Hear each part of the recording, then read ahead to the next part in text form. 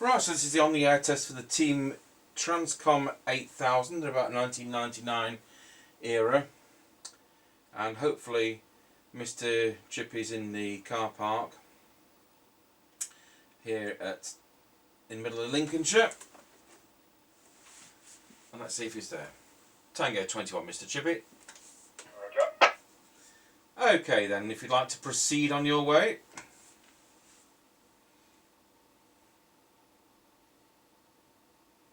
Roger that, just coming up to the end of the lane.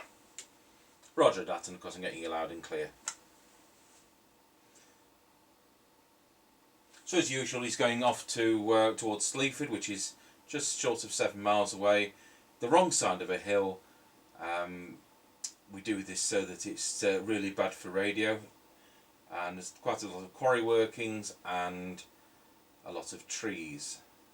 So I don't want you to think that Lincolnshire is all flat. This is a bit that isn't.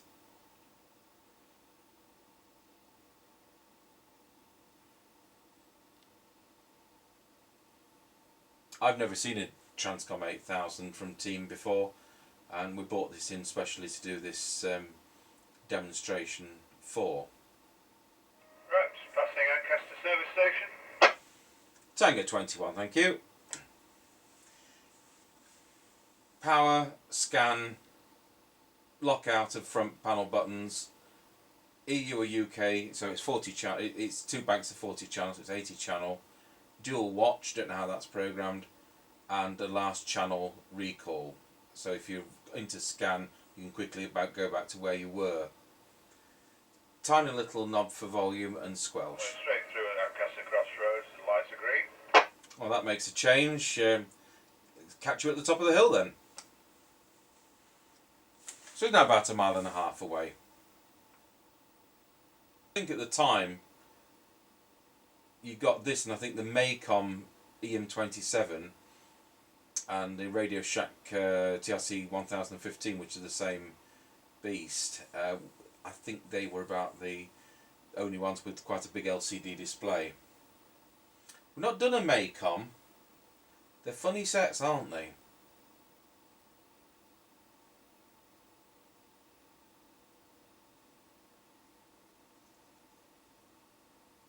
That's the top of the hill, now heading down into Wilsford. Roger on that, loud and clear.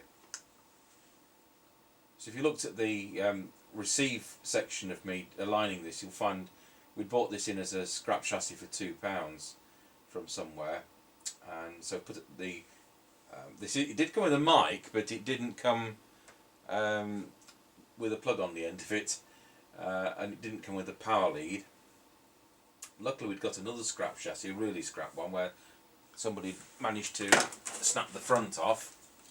That's our really scrap chassis, and the fact that this didn't receive properly, it was as deaf as a post, was in fact an open circuit coil just before the first transistor, first FET in the receiver. But without having that scrap chassis, I wouldn't have been able to fix this. Now into Wilsford Village. Roger got you at Wilsford Village. So it's right at the bottom of the hill now, and that's the scratchiest part. Hopefully it'll come out the other side, and it'll iron itself out a bit. I don't think there were many Team models that really predated this. There's that Team Lancaster, which we've covered before. This is surface mount components on the reverse side of the board to some extent. Hopefully that improves reliability on radios, but it doesn't help serviceability.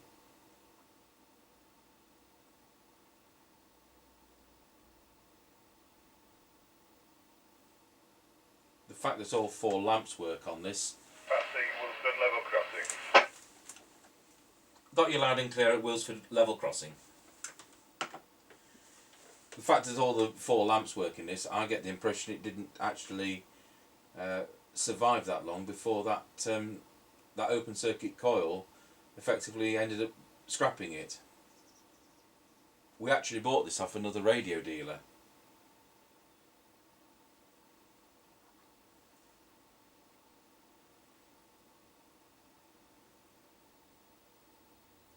along with the Maycom, it's another one which gives the frequency. Passing the Kelby turning. Tango 21 got you at Kelby turning. So he's now about 5 miles away. He's on a 60-mile-an-hour road.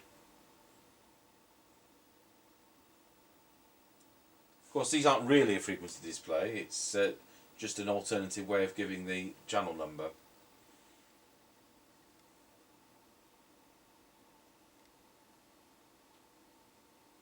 As you can see, we're on channel 31, which is 27.90125 UK FM.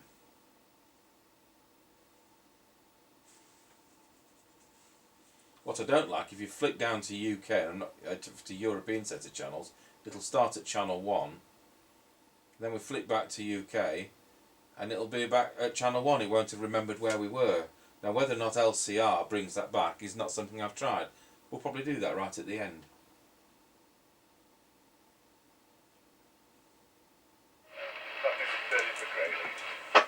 Tango 21 got you at Grayleys. We got just a shade, I think it was 3.8 watts we got out of this, which is fair enough.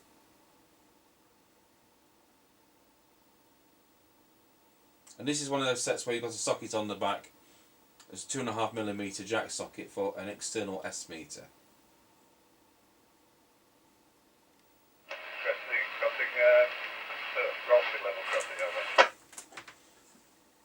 Tango 21, that concludes the test, and if you call me back in about 3 minutes, I'll have the other one ready.